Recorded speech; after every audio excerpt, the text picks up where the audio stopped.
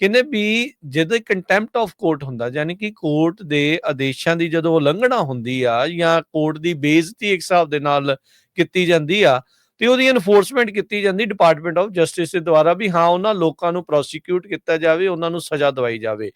ਇਸ ਬਿੱਲ ਦੇ ਵਿੱਚ ਉਸ ਐਨਫੋਰਸਮੈਂਟ ਦੀ ਫੰਡਿੰਗ ਹੀ ਚੱਕ ਦਿੱਤੀ ਗਈ ਆ।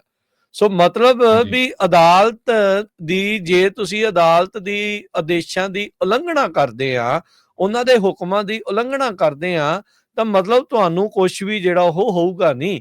ਮੁੱਦਾ ਇਹਨਾਂ ਨੇ ਇਹ ਜਿਹੜਾ ਰਿਮੂਵਲ ਲਿਆਂਦੀ ਸੀ ਫੰਡਿੰਗ ਕਰਨ ਦੇ ਲਈ, ਵੀ ਜਿਹੜੇ ਇਲੀਗਲ ਇਮੀਗ੍ਰੈਂਟਸ ਆ ਉਹ ਅਦਾਲਤ ਦੇ ਵਿੱਚ ਨਾ ਜਾ ਸਕਣ, ਜਾਂ ਜਿਹੜੇ ਇਹਨਾਂ ਨੇ ਚੱਕ ਕੇ ਬਾਹਰ ਸਿੱਟੇ ਆ ਵੀ ਉਹਨਾਂ ਨੂੰ ਵਾਪਸ ਲਿਆਉਣ ਦੇ ਲਈ ਅਦਾਲਤ ਜੇ ਸਾਨੂੰ ਕੁਝ ਕਹਿੰਦੀ ਹੈ ਤੇ ਅਸੀਂ ਕੁਝ ਨਹੀਂ ਕਰਦੇ, ਤਾਂ ਉਹਦਾ ਕੋਈ ਫਿਰ ਸਾਨੂੰ ਕੋਈ ਡਰ ਖਤਰਾ ਜਿਹੜਾ ਨਹੀਂ ਹੋਊਗਾ। ਪਰ ਇਹ ਇੱਕ ਅਨੇਬਲ ਕਰਦਾ ਹੈ, ਕਹਿੰਦੇ ਵੀ abuse of powers by the president.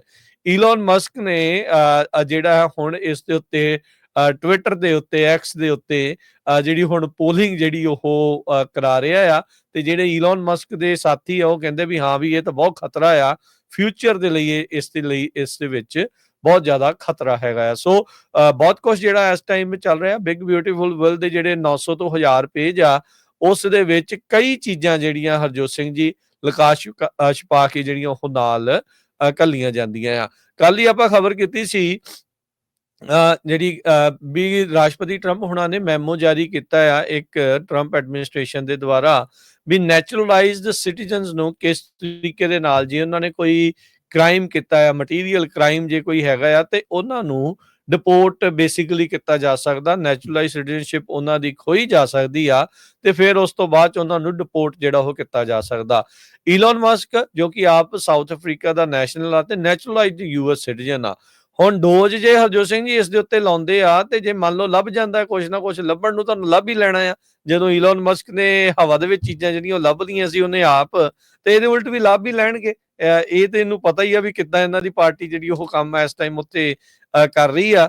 ਤੇ ਜੇ ਉਹਦੇ ਵਿੱਚ ਮਟੀਰੀਅਲ ਲਾਈ ਜਿਹੜੀਆਂ ਉਹ ਲੱਭਦੀਆਂ ਆ, ਵੇਸਟ, ਫਰਾਡ ਤੇ ਉਹ ਸਾਰਾ ਕੁਛ, ਤਾਂ ਉਹਦੇ ਬਾਰੇ ਜਿਹੜਾ ਉਹ ਹੁਣ ਦੇਖਣਾ ਹੋਊਗਾ ਵੀ ਕੀ ਇਹਨੂੰ ਨੈਚੁਰਲਾਈਜ਼ ਸਿਟੀਜ਼ਨਸ਼ਿਪ ਇਸ ਦੀ ਖਤਰੇ 'ਚ ਜਿਹੜੀ ਉਹ ਪੈ ਜਾਊਗੀ। ਟਰੰਪ ਹੁਣਾਂ ਦਾ ਇੱਕ ਚੀਜ਼ ਹੈਗੀ ਆ ਵੀ ਜਿਹਦੇ ਨਾਲ ਉਹ ਗੁੱਸੇ ਹੋ ਜਾਂਦੇ ਆ, ਉਹ ਮਨੀ ਜਿਹੜੀ ਉਹਦੀ ਖੋਹ ਲੈਣੀ ਆ। ਇਹ ਹੁਣ ਸਮਝ ਨਹੀਂ ਆਉਂਦੀ ਵੀ ਕੀ ਸਿਰਫ ਤੇ ਸਿਰਫ ਟਰੰਪ ਨੂੰ ਖੁਸ਼ ਹੀ ਜਿਹੜਾ ਉਹ ਰੱਖਣਾ ਜਿਹੜਾ ਉਹ ਚਾਹੀਦਾ ਆ, ਤਾਂ ਹੀ ਜਿਹੜੀ ਗੱਲ ਬਣਦੀ ਹੈ। ਕੀ ਉਹਦੇ ਨਾਲ ਕਿਸੇ ਤਰੀਕੇ ਦਾ ਕੋਈ ਕਿਸੇ ਪਾਸੇ ਤੁਸੀਂ ਆਰਗੂਮੈਂਟ ਨਹੀਂ ਕਰ ਸਕਦੇ, ਜਾਂ ਕਿਸੇ ਚੀਜ਼ ਦੇ ਉਲਟ ਜਿਹੜਾ ਉਹ ਨਹੀਂ ਹੋ ਸਕਦੇ? ਇਹ ਵੀ ਇੱਕ ਲੋਕਾਂ ਦੇ ਲਈ ਬੜੀ ਇੱਕ ਚੁਣੌਤੀ ਵਾਲੀ ਗੱਲ ਬਣ ਗਈ ਆ। ਜਿਹੜੇ ਪੋਲੀਟੀਸ਼ੀਅਨ ਖਾਸ ਕਰਕੇ ਰਿਪਬਲਿਕਨ ਪਾਰਟੀ ਚੋਂ ਜੇ ਇਹਨਾਂ ਦੇ ਬਿੱਲ ਦੇ ਉਲਟ ਵੋਟ ਪਾਉਂਦੇ ਆ, ਤੇ ਕਹਿੰਦੇ ਵੀ ਤੇਰੇ ਉਲਟ ਆਪਾਂ ਬੰਦਾ ਹੀ ਜਿਹੜਾ ਉਹ ਨਵਾਂ ਜਿਹੜਾ ਉਹ ਖਿਲਾਰ ਦੇਣਾ ਆ, ਚਾਹੇ ਉਹ ਬੰਦੇ ਦੀ ਗੱਲ ਸਹੀ ਆ ਜਾਂ ਗਲਤ ਆ, ਜਿਸ ਤਰੀਕੇ ਦੇ ਨਾਲ ਮਰਜ਼ੀ ਜਿਹੜੀ ਉਹ ਹੈਗੀ ਆ। ਸੋ ਈਲੋਨ ਮਸਕ ਜਿਹੜਾ ਟੋਪੀਆਂ ਪਾ ਕੇ ਘੁੰਮਦਾ ਸੀਗਾ ਇੱਕ ਟਾਈਮ ਦੇ ਉੱਤੇ ਵਾਈਟ ਹਾਊਸ 'ਚ, Trump was right about everything. ਹੁਣ ਇਹ ਵੀ ਦੇਖਿਆ ਜਾਵੇ ਵੀ ਕੀ ਹੁਣ ਟਰੰਪ ਇਸ ਬਿੱਲ ਦੇ ਹਿਸਾਬ ਦੇ ਨਾਲ ਸਭ ਕੁਝ ਰਾਈਟ ਆ? ਹੁਣ ਜੇ ਈਲੋਨ ਮਸਕ ਦੇ ਐਂਗਲ ਤੋਂ ਦੇਖਿਆ ਜਾਵੇ ਤਾਂ ਉਹ ਤਾਂ ਇਸ ਨੂੰ ਗਲਤ ਜਿਹੜਾ ਉਹ ਕਰ ਰਹੇ ਹੈਗੇ ਆ। ਸੋ ਟਰੰਪ ਉਹਨਾਂ ਨੇ ਵੀ ਪੁਸ਼ਬੈਕ ਕੀਤਾ ਜਿਹੜਾ ਟਰੁਥ ਸੋਸ਼ਲ ਦੇ ਉੱਤੇ, ਵੀ ਜਿਹੜਾ ਟੈਸਲਾ ਦਾ CEO ਆ ਉਹ ਇਸ ਲਈ ਨਾਰਾਜ਼ ਆ ਵੀ ਜਿਹੜਾ EV ਦਾ ਮੈਂਡੇਟ ਆ ਉਸ ਨੂੰ ਮੈਂ ਐਲੀਮੀਨੇਟ ਜਿਹੜਾ ਆ ਉਹ ਕਰ ਰਿਹਾ ਆ। ਤੇ ਕਹਿੰਦੇ ਇਹਦੇ ਨਾਲ Elon would have to close up shop and head back to South Africa, ਵੀ ਆਪਣੀ ਦੁਕਾਨ ਬੰਦ ਕਰਕੇ ਇਸ ਨੂੰ ਸਾਊਥ ਅਫਰੀਕਾ ਦੇ ਵਿੱਚ ਜਾਣਾ ਚਾਹੀਦਾ ਆ। ਉਹ ਮਾਗਾ ਦੇ ਜਿਹੜੇ ਮੈਂਬਰ ਸੀਗੇ ਉਹ ਈਲੋਨ ਮਸਕ ਦਾ ਮਨੀ ਯੂਜ਼ ਕਰਨਾ ਚਾਹੁੰਦੇ ਸੀਗੇ, ਉਹ ਉਹਨਾਂ ਨੇ ਯੂਜ਼ ਕੀਤੀ, ਤੇ ਉਹਨਾਂ ਦਾ ਆਪਣਾ ਇਹ ਪੱਕੀ ਜਿਹੜੀ ਇਸ ਦੇ ਵਿੱਚ ਗੱਲ ਸੀਗੀ, ਉਹ ਕਹਿੰਦੇ ਸੀ ਵੀ ਮਨੀ ਯੂਜ਼ ਕਰੋ ਤੇ ਇਸ ਨੂੰ ਜਿਹੜਾ ਹੁਣ ਲਾਂਭੇ ਕਰ ਦੇਣਾ ਜਿਹੜਾ ਉਹ ਚਾਹੀਦਾ ਆ, ਜਿਸ ਦੇ ਵਿੱਚ ਬੈਨਨ ਜਿਹੜੇ ਬ੍ਰਾਈਟ ਬਾਰਟ ਵਾਲਾ ਜਿਹੜਾ ਬੈਨਨ ਆ ਉਹ ਮੁੱਖ ਤੌਰ ਦੇ ਉੱਤੇ ਇਸ ਚੀਜ਼ ਦੇ ਵਿੱਚ ਜਿਹੜਾ ਉਹ ਬੋਲ ਰਿਹਾ ਸੀ। ਇਸ ਤੋਂ ਇਲਾਵਾ ਈਲੋਨ ਮਸਕ ਦੀ ਪਹਿਲਾਂ ਵੀ ਮਾਗਾ ਦੇ ਹੋਰ ਮੈਂਬਰਸ ਦੇ ਨਾਲ, ਸਪੋਰਟਰਸ ਦੇ ਨਾਲ ਜਿਹੜੀ ਆ ਤਲਖੀ ਆ ਜਾਂ ਤੂੰ ਮੈਂ ਇੱਕ ਹਿਸਾਬ ਦੇ ਨਾਲ ਆਨਲਾਈਨ ਵੀ ਹੁੰਦੀ ਰਹੀ ਹੈਗੀ ਆ।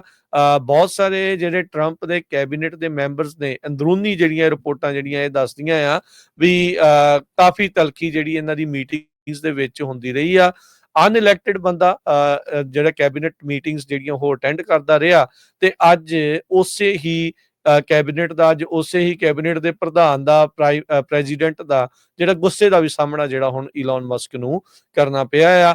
ਈਲੋਨ ਮਸਕ ਨੇ ਜਿਹੜੇ ਟਵੀਟੋ ਟਵੀਟੀ ਜਿਹੜਾ ਚੱਲ ਰਿਹਾ ਸੀ ਉਹਦੇ ਵਿੱਚ ਕਿਹਾ ਵੀ so tempting to escalate this, so tempting but I will refrain for now. ਕਹਿੰਦਾ ਵੀ ਮੇਰਾ ਮਨ ਤੇ ਕਰ ਰਿਹਾ ਆ ਵੀ ਇਸ ਦਾ ਜਵਾਬ ਜਿਹੜਾ ਮੈਂ ਹੋਰ ਦਵਾਂ, ਵੀ ਟੈਂਪਟ ਮੈਂ ਹੋ ਰਿਹਾ ਆ, ਪਰ ਹਾਲ ਦੀ ਘੜੀ ਮੈਂ ਜਿਹੜਾ ਉਹ ਰੁਕਿਆ ਜਿਹੜਾ ਉਹ ਰਹੂੰਗਾ। ਸੋ ਫਲੋਰੀਡਾ ਦੇ ਵਿੱਚ ਜਿਹੜਾ ਅਲਕਟਰਾਜ਼ ਐਲੀਗੇਟਰ ਅਲਕਟਰਾਜ਼ ਵਿਜ਼ਿਟ ਕਰਨ ਗਏ ਡੋਨਲਡ ਟਰੰਪ ਆ, ਜਿਸ ਨੂੰ ਬਹੁਤ ਸਾਰੇ ਲੋਕ ਕੰਸੈਂਟਰੇਸ਼ਨ ਕੈਂਪ ਦੇ ਤੌਰ ਦੇ ਉੱਤੇ ਆਖਦੇ ਆ ਵੀ ਇਹ ਹੁਣ ਨਵੇਂ ਅਮਰੀਕਾ ਦੇ ਵਿੱਚ ਇਦਾਂ ਦੇ ਕੰਸੈਂਟਰੇਸ਼ਨ ਕੈਂਪ ਜਿਹੜੇ ਹੋਣਗੇ। ਉੱਥੇ ਉਹਨਾਂ ਨੇ ਫਲੋਰੀਡਾ ਦੇ ਵਿੱਚ ਈਲਨ ਮਸਕ ਦੇ ਉੱਤੇ ਇਸ ਤਰੀਕੇ ਦੇ ਨਾਲ ਗੁੱਸਾ ਜਿਹੜਾ ਆ ਉਹ ਝਾੜਿਆ, ਜਿੱਦਾਂ ਹਰਜੋਤ ਜੀ ਨੇ ਪਹਿਲਾਂ ਮੈਂਸ਼ਨ ਕੀਤਾ ਵੀ if DOGE looks at Musk we have going to save fortune. So ਇਹਦੇ ਵਿੱਚ ਹਰਜੋਤ ਸਿੰਘ ਜੀ ਯਾਦ ਹੋਣਾ ਜਿਹੜੇ ਬਹੁਤ ਸਾਰੀਆਂ ਮਹਿਕਮਿਆਂ ਦੇ ਹੈੱਡ ਜਿਹੜੇ ਆ ਮਸਕ ਨੇ ਲਾਏ ਸੀ ਜਦੋਂ ਡੋਜ ਦੇ ਉੱਤੇ ਸੀ। ਬਹੁਤ ਸਾਰੀਆਂ ਸੰਸਥਾਵਾਂ ਨੂੰ ਜਿਹੜਾ ਉਹ ਡੈਡ ਜਿਹੜਾ ਇਹਨੇ ਕੀਤਾ ਸੀ, ਬੰਦ ਜਿਹੜਾ ਉਹ ਕੀਤਾ ਸੀ, ਜਿਨ੍ਹਾਂ ਵਿੱਚ ਇਸ ਦੀ ਇਨਵੈਸਟੀਗੇਸ਼ਨ ਕਹਿੰਦੇ ਚੱਲ ਰਹੀ ਸੀ।